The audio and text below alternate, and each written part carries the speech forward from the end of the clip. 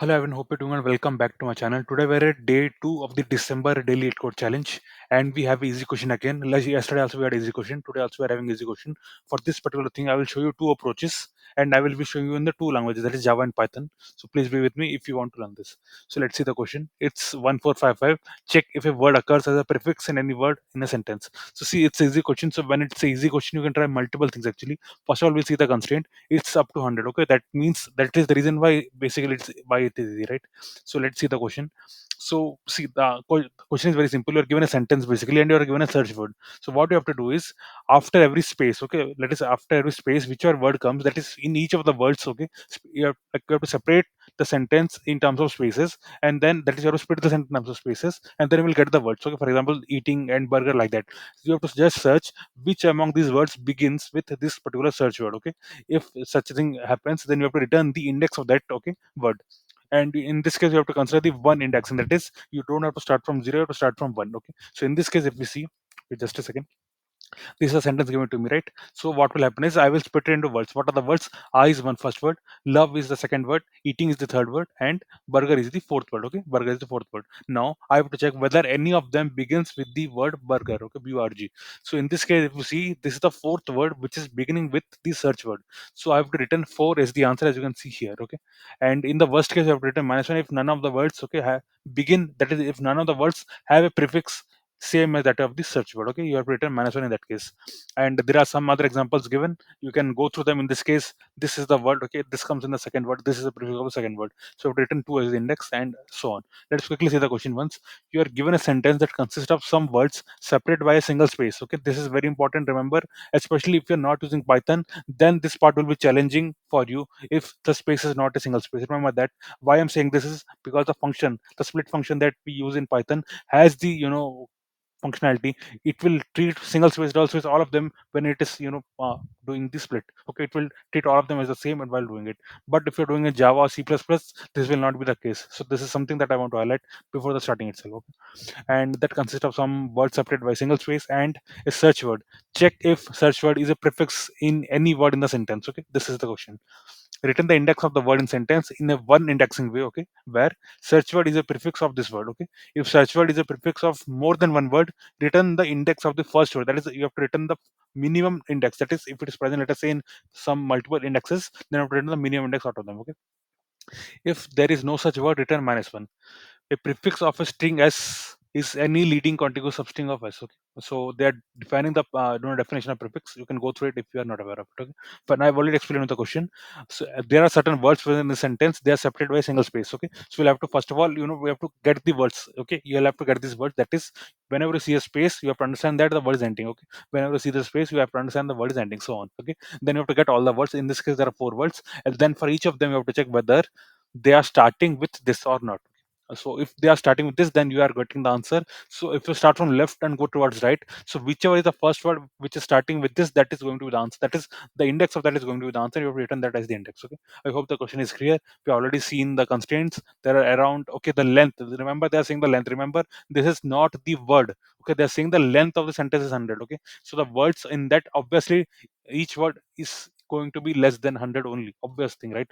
And search word, the length, okay, they are seeing the second input to the search word, it will be around 10. Okay, sentence consists of only lowercase, okay, and spaces. Okay, fine, all of them are lowercase only, so again, something good for us. Let us see the approaches now. I will show you something that is very easy. First of all, if you are very good in Python, you will be able to code the solution. Then we'll see if you are, because it's easy question, right? So you should know multiple ways to do it, because in the interview it can happen that if you are able to code it using some of the inbuilt functions, they will ask you to do it without those in the next. Okay, so we'll see that also. First I'm showing the Python solution, then I will show the Java solution for the same, then we'll go for the approach too. Okay, so this is the first approach. What I'm doing, first of all, I'm using the split function in Python. Okay, what is the split function? Remember, in Java also we have this function.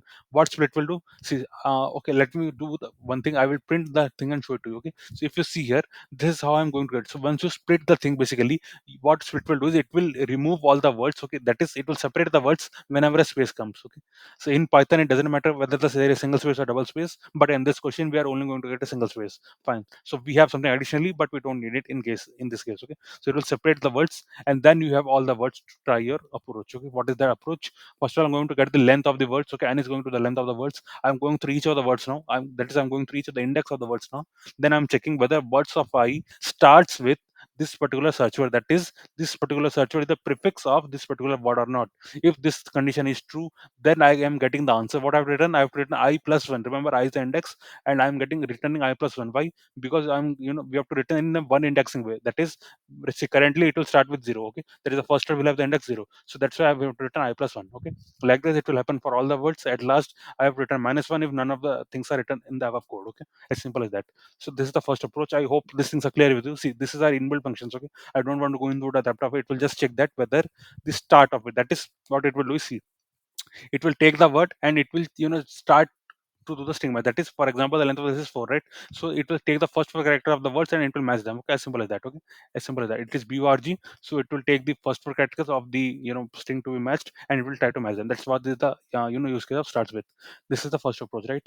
And we're returning the answer. I hope this things are clear too. You can see it's clearing all the test cases. I have already submitted this code. Okay, next we'll go for the Java solution or the same. Okay, so this is the same approach, and in Java, what we're doing is exactly the same, but only thing is here we are going to get the input in string. Okay, string is basically a class in which we are going to get the input.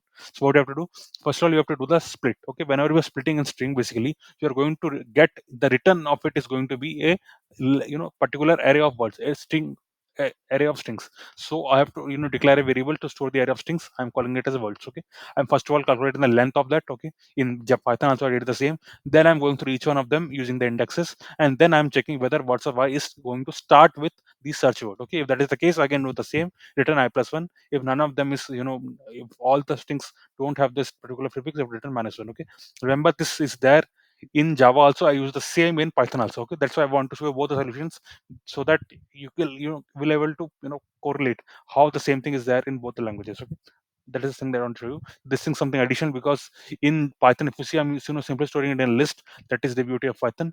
But in Java, we'll have to basically store it in a particular, you can say, array. Okay, array of strings. Fine. This doing the same thing. I have already segmented this. This also worked. Okay, as simple as that. So fine. Now let us come to approach. See, this was the easy one. Now I will go. I'm going to show something that will be hard to code. Okay. For example, if you see here, I am not using any inbuilt function and still I am getting the answer. So how I am doing? Let us go through this. Okay. So what is happening here is, see, here this you can call it as a two-pointer approach, because I'm going to use two variables to track this particular calculation. Okay. Yeah, basically three variables. So but of them, two variables will be used to point to one of the index in the given string. Okay, that's why this solution can be called as a two-pointer approach, or you can say is a variant of a two-pointer approach. What I'm doing is I am basically having three variables here. If you see, first two are going to be pointers. Okay, after that the other three are just going to be the help variables. Okay, this will be helping me in my calculations. So I and j are going to be pointers. That means they are going to point at some particular index. Okay, for me to use. So what I'm going to do is, see, I will be, that is, I'm going to go through each index. So if you see the disadvantage of this previous two solutions, what is happening is, see, first of all, we're using the split function. Split function, what will happen is it will go through the string. Okay, that it itself will take off and time. Okay, first thing. Next thing is, here I'm going to store it also. Remember, storage is also access here, because see, without storing also I could have done something, but here I'm storing the thing because we need the index, right? We want to know the indexes also. For that reason, I have to store it first. That is going to be a disadvantage here, because I'm consuming some space. At the same time, I have already gone through the list, the sentence in once before starting the actual solution. Okay, before starting this part, I've already gone to the sentence one. So the already off one is done, in terms of time and space complexity, and then I'm starting the solution. But here, if you see, we are in a single pass of the whole string, we are going to get the answer. Okay, let's quickly see what is being done here. Okay, yeah. So as you can see, these are the two pointers. See, I will be basically pointing to this whole string. Okay, this sentence that you're seeing, right?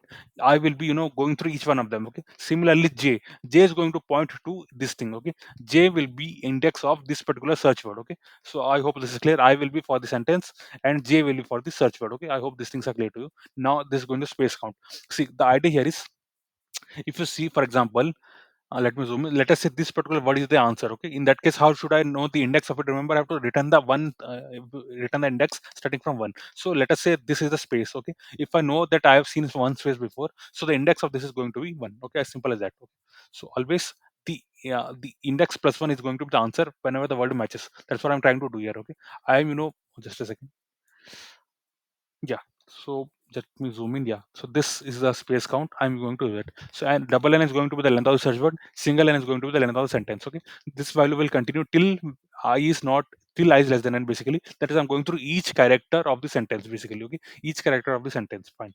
What I'm going to do, see if the sentence of I is equal to a space. That is we are at a space, right? So for whenever there is space, we obviously don't have to do any comparison because we know this will not be the case in terms of search word. Okay. So what we have to do, we have to simply do space count plus one and do I plus one and continue. That is, don't execute the rest of the loop. Just go to the next iteration. Okay, as simple as that. This is the case when we have a space present. Okay, fine. If that is not a space, we have to do this much of the code. Okay, so what are this? Okay, just a second. Let me, yeah. So what we have to do next here? First thing is, this whole thing, what it is doing is, I will tell you, but just try to understand. See, if it is the first character, that is, remember, for the first character, there is no space before that. For that reason, this will be a or condition, or for example, we are at the ith character, the I minus one character should be a space. Okay, only then our comparison will start. This is going to be a comparison basically. Okay, this is going to be a comparison. So what we are going to do, we are going to do that j should be less than double n, I plus j should be less than n, and then sentence of I plus j should be equal to search word of j. Okay, that is what we are trying to do, is whenever the first character matches of the search word and the current I, we are going to keep proceeding a little bit. We are going to match the next character onwards, and so on and so forth, right? We are going to do that. And whenever the match is happening, that is whenever the while condition is true, this j plus one will happen, so that the I plus j, okay, that is the next character in the sentence, will match with next character in the search word, and so on. Okay, so once we come out as value, what I will check is whether j is equal to double n. That is everything matched. Okay, remember, if this breaks somewhere in between, then j will not be equal to double n. So for that reason, I'm just checking whether j is equal to double n. Double n basically means the length of the search word. Okay, so if that is the case, I'm returning space count plus one. This already I told you. For example, let us say the first word matched. So here space count will be 0 initially. So you have to just return 0 plus 1. Similarly, if the second word matches, you have to return space count plus 1. What is the space count here? Space count is, we have seen only one space till now. So it will be 1 plus 1, which is 2. So the index of this is 2. That is also right. So the same thing, a logic I'm going to use here. Okay, I'm just returning space count plus 1. Okay, if this is not true, that is, if this while loop ended somewhere in between itself, so this condition will not be true. In that case, I will have to just simply, what you have to do is, you know just restore the j, that is, you know re-initialize j to 0 and then proceed. And then after each iteration, I have to do I plus 1. So remember, there are two things important which is happening here. That is, whenever there is a space, I have to simply update the space count and then continue. Next thing is, whenever I'm at a character which is next to a space, okay, then only this condition, this loop will start, then only the matching will start. Okay, if none of them are true, what will happen? Simply I plus 1 will happen, and we'll go to the next iteration. Okay, so if we are coming out this while loop and nothing is returned, then we'll have to return minus 1 as the answer. Okay, let me quickly run this and show you how it works. If you can see here, this is clearing all the test cases basically, and I've already submitted the solution as well. So here the advantage is that, if you see, we are just going through the string only once. That is, we are going through the sentence only once. Remember that. That is just a once part we are going to do it. The next thing is that we are not using any space. If you see, these are just constant space. We are not going to use any space. If you see the Python Java solution, we will basically have to store them. Okay, we have to store these things again, but here we are not doing any such thing. Okay, that is the only thing. And remember, one more thing that you might be thinking is that, yeah, if you see here, for example, see, it depends on the number of words. So depending on the number of words, this thing will be executed. So yeah, this, yeah, I can agree with that. Yeah, it's not just a single iteration. What we are doing is, whenever there is a match, we are proceeding with some other matches. But remember, that will happen only for a start of the word. Okay, this comparison will not happen for each index in the string, in the sentence. This will happen just if the current index is next to the space character. That is because of this. Okay, so only then this particular thing will happen. That is, for each word you can say this particular match will happen. So but again, like this value, right, whenever the mismatch happens, it will stop then and there. So yeah, that is one. So in the, yeah, so only for a single, that is only for a possible answer, this thing will go till the end. Okay, this whole thing will go till j is equal to double n. Okay, that is the only case. So you can say, like, the overall time complexity is going to be O of n plus double n. Okay, what is n is going to the length of this, double n is going to be the length of this. Okay, this is going to be the worst case phase complexity. And if, let us say, the answer is minus 1, in that case it will be O of n. So but yeah, in the worst case, it will be n plus double n. And if you see in them, so since double n is too less, it is very small compared to n, in this case we can ignore double n as well. So the answer is going to be O of length of this. Okay, as simple as that. And space complex will be O of 1, because we are not storing anything as such. So yeah, and that was all for this video. I hope you got something extra to learn from this. Remember, whenever such easy question comes, you should not be just happy if you're able to solve it. You should be able to code multiple approaches for this. Remember that. And yesterday's question, as I mentioned, if you're using any data structure, for example, this was a string. I agree with that. There is nothing much to see here. But yeah, let us say you're using a data structure. For example, in a previous question, actually we're using the hash. So you should be aware about the different topics related to hash. So for example, what are collisions and why they happen, what are the algorithms that are used in Java and Python, how they're different. So you should be aware of those things, right? So yeah, and that was all for this video. If you like my efforts, please do subscribe to my channel. It really gives a lot of motivation to continue further. And just for your reminder, if you have not seen my videos for the November Deal Code Challenge, you can go and see them, because there were some really, really nice questions. And in some of the questions, I have given solutions which are even optimal than the best LeetCode solution. Remember that. You can just go and see them.